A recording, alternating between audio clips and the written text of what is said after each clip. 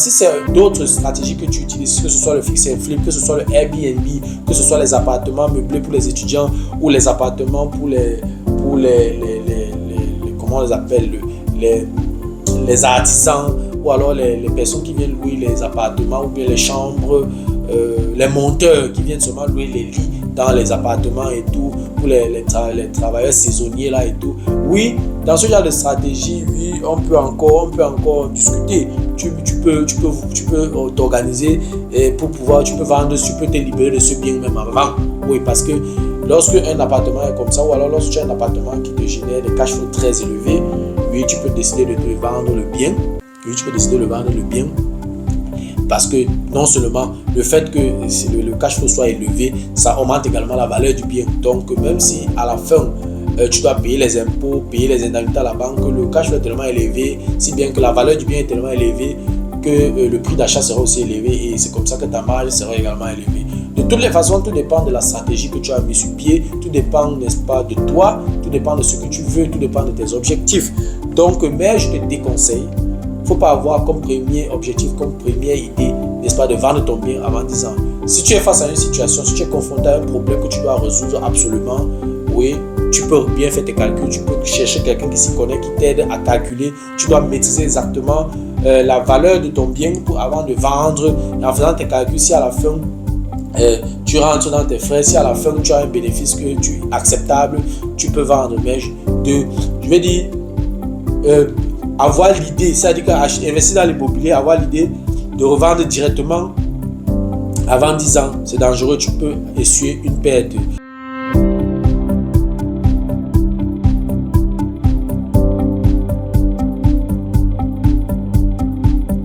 Salut à toi et merci encore une fois de plus avoir cliqué sur ma vidéo. Si c'est ta première fois de passer par ici, je m'appelle Fabrice Zopop, je suis ingénieur en génie mécanique et en même temps investisseur immobilier depuis plusieurs années déjà. Dans cette chaîne, je parle de deux thèmes, je parle d'intelligence financière et je parle d'investissement immobilier. Voilà, si ces deux thématiques t'intéressent, abonne-toi tout simplement à cette chaîne pour ne manquer aucune vidéo. Et si en plus de ça, tu actives la cloche de notification, alors tu recevras de manière automatique une notification lorsqu'une nouvelle vidéo sera publiée. Voilà, si entre-temps tu as des questions, des remarques, des suggestions, des critiques, ou alors des propositions d'amélioration, n'hésite pas à m'écrire en commentaire. Un like me ferait énormément plaisir. Si tu as besoin de mon expertise, tu peux me contacter à tout moment via les coordonnées qui s'affichent à l'écran. Tu peux également me recommander auprès de tes proches pour leur permettre de profiter également de mes connaissances. Voilà, dans la vidéo d'aujourd'hui, n'est-ce pas, je vais parler d'investissement immobilier. Ne fais jamais l'erreur de vendre ton bien immobilier, un bien que tu as acheté pour mettre en location avant 10 ans. Fais l'effort avant de te lancer, avant de vouloir vendre ton bien, de le conserver au moins pendant 10 ans. J'ai apporté quelques éléments dans la vidéo d'aujourd'hui pourquoi tu ne devrais jamais vendre ton bien immobilier locatif avant 10 ans. Voilà. La législation allemande stipule que si tu achètes un bien immobilier locatif, c'est-à-dire que tu achètes un bien immobilier pour mettre en location et le conserves pendant au moins 10 ans, alors tu peux le revendre sans payer les impôts sur le bénéfice. Ça veut dire qu'après 10 ans de conservation, si tu décides de vendre le bien, tu es exonéré d'impôts. J'ai apporté dans la vidéo d'aujourd'hui quelques raisons pour lesquelles tu ne devrais jamais vendre ton bien immobilier avant 10 ans. Si tu veux en savoir plus, reste scotché. La suite, juste après le générique.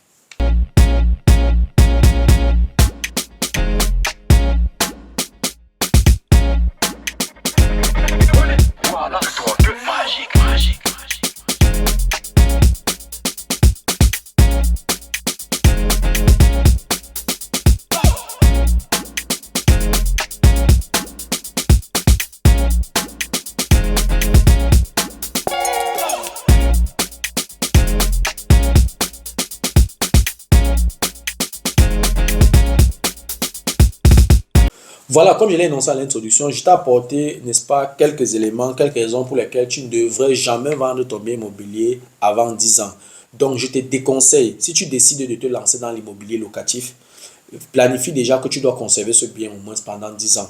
Sinon, il y a beaucoup de risques, il y a beaucoup d'inconvénients. Je t'ai apporté quelques raisons pour lesquelles tu ne devrais jamais vendre ton bien immobilier locatif avant 10 ans.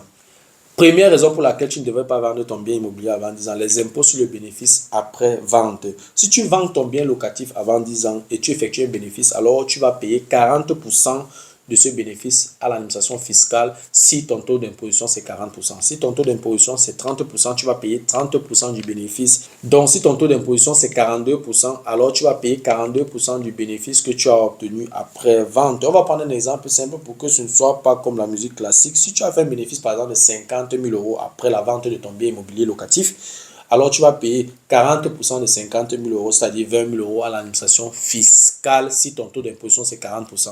Si c'est plus, tu multiplies simplement par le bénéfice et tu payes à l'administration fiscale. Et quand on parle de bénéfice ici, il faut faire attention, on regarde le prix de vente et on regarde les dépenses que tu as effectuées et on prend le bénéfice. On va donc couper 40% tu vas payer donc 40% de ce bénéfice à l'administration fiscale si tu n'as pas conservé ce bien pendant 10 ans.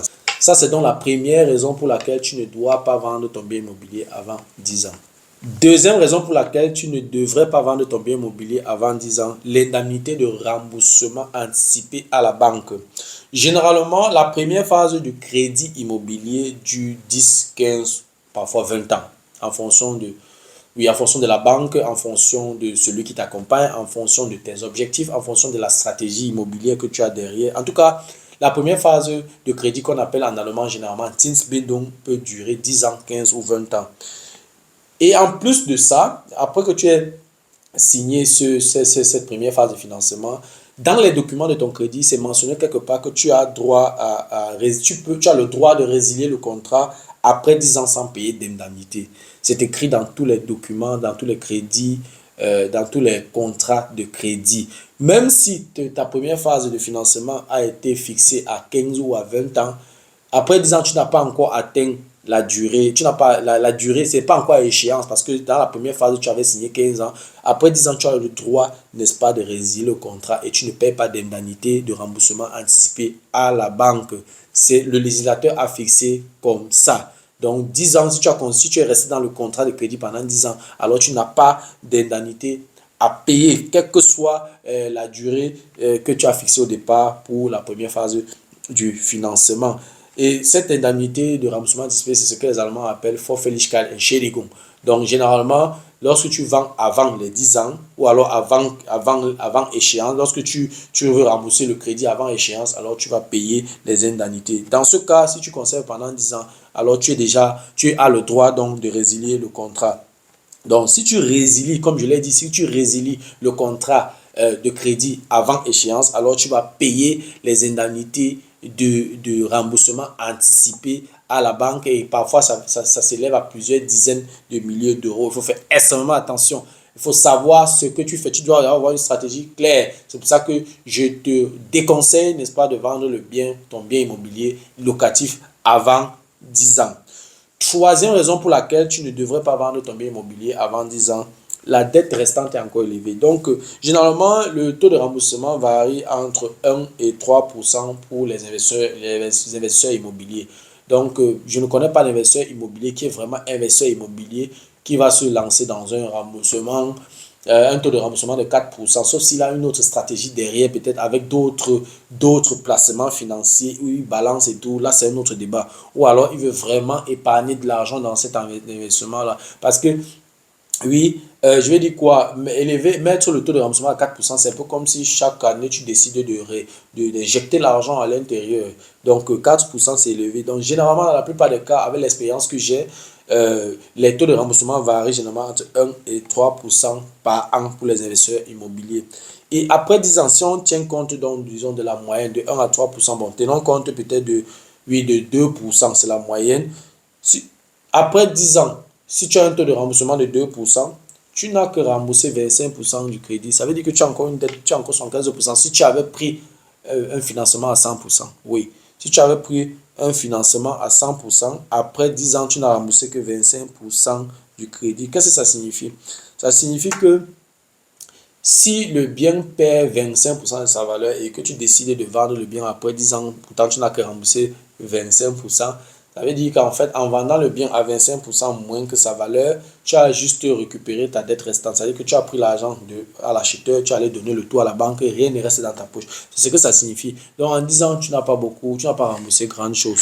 Si tu as, disons, si tu avais défini le taux de remboursement à 3%, oui, après 10 ans, tu peux te retrouver dans les 35-40% de de remboursement, c'est-à-dire qu'il te reste encore une dette de 60%. Ça veut dire que vraiment la probabilité pour que le bien diminue de 40% après 10 ans est très faible. Donc, si tu es resté donc à 2% et que ton bien a perdu 25% de sa valeur pendant les 10 ans là, en vendant le bien, tu ne vas récupérer que ta dette restante, donc tu ne sortiras avec rien. Donc, l'argent que tu avais dépensé au départ pour les frais supplémentaires, pour l'acquisition, c'est parti dans l'eau. Tu n'es pas rentré dans tes frais. C'est ce que ça signifie.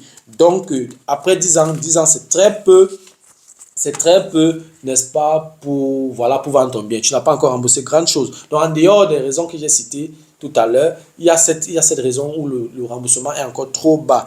Et ça, c'est pour le cas où tu avais opté pour un remboursement, pour un crédit à 100%. Ça veut dire que la banque a financé 100% du prix d'achat et toi, tu as financé les frais supplémentaires pour l'acquisition. Maintenant, si tu avais opté pour un financement, par exemple, à 125%, ok, ça veut dire que pendant les 10 ans, tu as seulement remboursé les frais supplémentaires, les 25%. Parce que si tu as remboursé 25% du crédit pendant les 10 ans et que tu avais pris un crédit de 125, un financement à 125%, ça veut dire que pendant les 10 ans, tu as dû tout simplement rembourser les 25%. Donc après 10 ans, tu as exactement le prix d'achat. Donc si tu revends le bien, si le bien a perdu 25% de sa valeur, pourtant tu as remboursé 25% de ces 125, ça veut dire qu'en fait, après 10 ans, tu as une dette restante de 100%. Si le bien a perdu 25% de sa valeur, ça veut dire que tu vas faire une perte de 25%. Tu prends donc 75% de la valeur de ce bien de l'acheteur et tu vas rembourser 100% à la banque. Donc, tu as encore un 25% qui doit sortir de quelque part. Tu as fait une perte de 25% dans cet investissement-là. Donc, je trouve ça très dangereux, n'est-ce pas, de vendre un bien après 10 ans, surtout quand tu as fait un financement trop élevé. Si tu as fait un financement à 80%, à 90%, à 70%, oui, après 10 ans, tu peux vendre parce qu'en prenant un financement à 70%, tu as d'abord les taux d'intérêt seront d'abord seront bas, un peu plus bas qu'un financement à 100%. Donc après 10 ans, c'est bien descendu, tu peux te retrouver dans les 45% comme dette restante. Donc en revendant à 100%, ou bien même si le bien a perdu 25% de sa valeur, en revendant à 75% de sa valeur et tout, voilà, tu as toujours un bénéfice de 30% là qui est au-dessus. Donc voilà, si tu as pris un financement à 125% et que le bien perd 25% de sa valeur avec un taux de remboursement de 2% après 10 ans, donc tu as une dette, tu as une perte, tu fais une perte de 25 000 euros que je trouve énorme. Donc, raison pour laquelle je te déconseille, n'est-ce pas, de vendre ton bien immobilier après 10 ans. Voilà. Quatrième raison pour laquelle tu ne devrais pas vendre ton bien immobilier après 10 ans. Le cash flow est encore bas. Dans une ville moyenne, ça dit que, où le loyer, dans une ville moyenne, ça dit que dans les villes pas trop chères et les villes pas trop, puis voilà, pas trop chic. Bon, une ville pas trop chic, une ville pas aussi, voilà, une ville moyenne. Donc, où tu as un loyer qui est légèrement inférieur à la mensualité. Ça veut dire quoi? Si le loyer est inférieur à la mensualité, ça veut dire que chaque mois, tu dois injecter de l'argent à l'intérieur pour que l'investissement fonctionne. Et si tu injectes de l'argent à l'intérieur, ça veut dire que tu tournes d'abord à perte. Donc, au début, tu as un cash flow négatif. Donc, généralement, la législation allemande dit que tu peux augmenter le loyer jusqu'à 20% après 3 ans. Donc, tu dois attendre au moins 3 ans pour faire ta première augmentation. Si à l'instant où tu as acheté le bien, la même année, le loyer a été augmenté, il peut arriver que tu as acheté le bien pendant que il y a déjà 3 ans, le loyer était augmenté. Là, tu peux augmenter directement la première année où tu es propriétaire. Mais si ce n'est pas le cas et que tu dois attendre 3 ans, tu vas attendre 3 ans avant d'augmenter 20%. Et ce n'est que comme ça, après les 3 ans, que tu vas peut-être te retrouver à un cash flow zéro. Oui, où tu ne gères pas de l'argent. Ou alors, là, après la deuxième augmentation du loyer, où tu te retrouves à un cash flow zéro. Parce qu'il y a par exemple des investissements où tu injectes 200 euros dans l'investissement pour que ça fonctionne. Et si tu injectes 200 euros dans l'investissement, vraiment, c'est à quel locataire tu vas augmenter le loyer de 200 euros en 3 ans? Non, c'est pas possible. Donc, tu vas attendre 2 augmentations pour pouvoir te retrouver un cash flow zéro. Et la troisième augmentation où tu vas peut-être retrouver 50 euros de cash flow, tu es déjà à 10 ans et puis tu décides de le vendre. Donc, le cash flow est encore très bas. En 10 ans, tu ne peux qu'augmenter que 3 fois, puisque la législation parle d'augmentation chaque 3 ans jusqu'à 20%. Donc, tu vois que pendant 10 ans, tu n'as pas vraiment profité de ce bien. Tu n'as pas profité du cash flow. Le cash flow est encore trop bas. Donc, tu es en train de vendre un bien qui commençait déjà à fonctionner, qui commençait déjà à dégager un cash flow. Donc, ce n'est pas stratégique, ce n'est pas intéressant. Surtout si ta stratégie, c'est d'acheter, rénover et mettre en location pour la durée. Maintenant, si c'est d'autres stratégies que tu utilises, que ce soit le fix and flip, que ce soit le Airbnb, que ce soit les appartements meublés pour les étudiants ou les appartements comment on les appelle, les artisans ou alors les personnes qui viennent louer les appartements ou bien les chambres, les monteurs qui viennent seulement louer les lits dans les appartements et tout, pour les travailleurs saisonniers là et tout. Oui, dans ce genre de stratégie, oui, on peut encore discuter. Tu peux t'organiser pour pouvoir, tu peux vendre, tu peux te libérer de ce bien même avant. Oui, parce que lorsque un appartement est comme ça, ou alors lorsque tu as un appartement qui te génère des cash flows très élevés, oui, tu peux décider de te vendre le bien. Oui, tu peux décider de vendre le bien.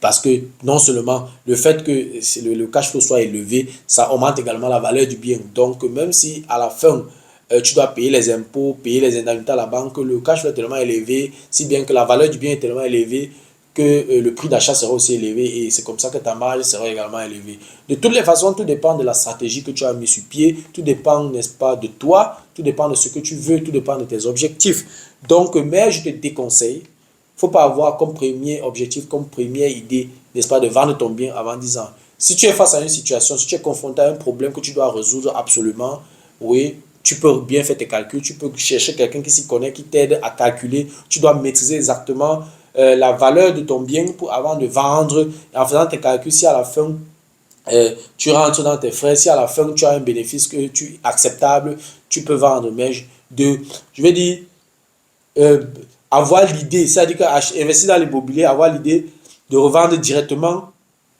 avant 10 ans, c'est dangereux, tu peux essuyer une perte. Donc après 3 augmentations, c'est-à-dire 9 ans, ton cash flow est encore bas. Donc vendre un bien dont le cash flow est bas, oui, le prix d'achat ne sera pas élevé ou alors le prix de vente ne sera pas élevé parce que le cash flow également, le cash flow détermine également le prix de vente. Donc si le cash flow est élevé, c'est comme ça que tu peux t'appuyer sur ça pour vendre le bien cher. Tu peux dire à l'acheteur que bon voilà, le bien te dégage un cash flow assez élevé. Donc si peut-être le bien devait normalement coûter, je sais pas, 150 000 euros et que ça te dégage un cash flow peut-être de 200 euros, de 150 euros et tout, tu peux dire que ok, tu as un cash flow suffisamment élevé, tu peux vendre le bien facilement à 200 000 euros. Donc voilà, ça, avec un cash flow élevé, ça te permet de dégager également une marge un peu plus élevée. Donc du coup, avec un cash flow bas, ce n'est pas une bonne idée, n'est-ce pas, de vendre le bien. Sauf si tu décides d'investir vraiment dans les zones moins sollicitées, où le cash flow sera un peu plus élevé. Et quand le cash flow sera un peu plus élevé, là maintenant, ça peut te permettre également de vendre aussi un peu plus cher. Oui, c'est un fait. Sauf si tu décides d'investir dans des zones enclavées ou bien dans des zones moins sollicitées où le cash flow sera un peu plus élevé. Et si le cash flow est un peu plus élevé, alors tu peux avoir la chance d'avoir un prix de vente aussi élevé. Mais le véritable problème dans les zones enclavées, dans les zones moins sollicitées, c'est que tu seras confronté à plusieurs problèmes, notamment 4 problèmes. Tu as la vacance de ton bien, oui, oui, dans les zones moins sollicitées, ce n'est pas tous les locataires qui veulent aller vivre là-bas. Donc, il y a la vacance de ton bien qui peut être un problème. Et la probabilité de tomber sur un mauvais locataire ou bien sur un locataire nomade, un locataire qui ne va pas te payer le loyer est également élevée. Les frais de modernisation dans une zone moins sollicitée sont identiques aux frais de modernisation dans une grande métropole, puisque le seau de peinture, c'est le même prix partout. Donc, tu dépenses le même montant pour moderniser, mais le seul problème, c'est que quand on regarde le ratio avec la valeur du bien, par exemple, tu prends 20 000 euros pour moderniser un appartement à Francfort, tu prends les mêmes de 60 mètres carrés, et après avoir modernisé, tu peux revendre cet appartement, c'est pas à 200 000 euros. Le même 20 000 euros de 200 000 euros, on est à combien? On est à 10%. C'est-à-dire que tu as utilisé 10% de la valeur de ce bien, n'est-ce pas, pour moderniser.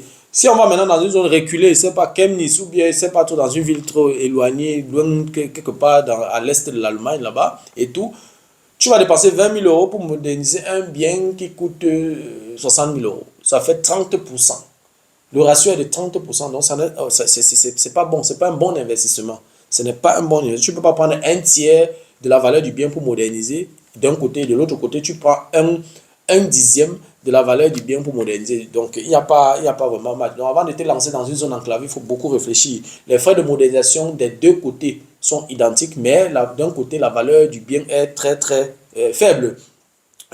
Et le quatrième problème, c'est que tu dois payer les impôts sur tes revenus locatifs. Ça veut dire que si tu fais un cash flow élevé, il faut savoir que tu dois payer les impôts en fonction de ton taux d'imposition. Si ton taux d'imposition c'est 42%, alors et que tu as un cash flow de 200 €, tu vas donc payer 42% de ces 200 € à l'administration fiscale. Donc, oui, voilà les 4 problèmes auxquels tu seras confronté si tu te décides d'investir dans les zones enclavées, dans les zones moins sollicitées. Donc, oui, c'est possible d'avoir un cash flow élevé, c'est possible de travailler, d'utiliser d'autres stratégies pour avoir un cash flow élevé, pour augmenter la valeur de ton bien, pour augmenter le prix de vente de ton bien. Et dans ce cas, donc, tu peux décider de vendre le bien avant 10 ans. Mais si tu as un cash flow bas, ça ne sert à rien de vendre le bien. Le cash flow bas équivaut à une valeur du bien qui est aussi basse. Donc, il faut tenir compte de tout ça. Voilà, c'est tout ce que j'avais à dire sur cette thématique. J'espère que la vidéo t'a plu. J'espère que la vidéo a été à la hauteur de tes attentes. J'espère que tu as pu apprendre quelque chose. Voilà, si la vidéo t'a plu, je te prie de la partager. Si tu aimerais de temps en temps regarder ce genre de vidéo, ou alors, si les contenus de cette chaîne t'intéressent, abonne-toi tout simplement à cette chaîne pour ne manquer aucune vidéo. Et si en plus de ça, tu actives la cloche de notification, alors tu recevras de manière automatique une notification lorsqu'une nouvelle vidéo sera publiée. Voilà, si entre-temps tu as des questions, des remarques, des suggestions, des critiques ou alors des propositions d'amélioration, n'hésite pas de m'écrire en commentaire. Un like me ferait énormément plaisir. Si tu as besoin de mon expertise, tu peux me contacter à tout moment via les coordonnées qui s'affichent à l'écran. Tu peux également me recommander auprès de tes proches pour leur permettre de profiter également de mes connaissances. Merci encore pour ta disponibilité. Merci pour ton attention. C'était Fabrice Zopop. On se dit donc au revoir et à la prochaine. Ciao.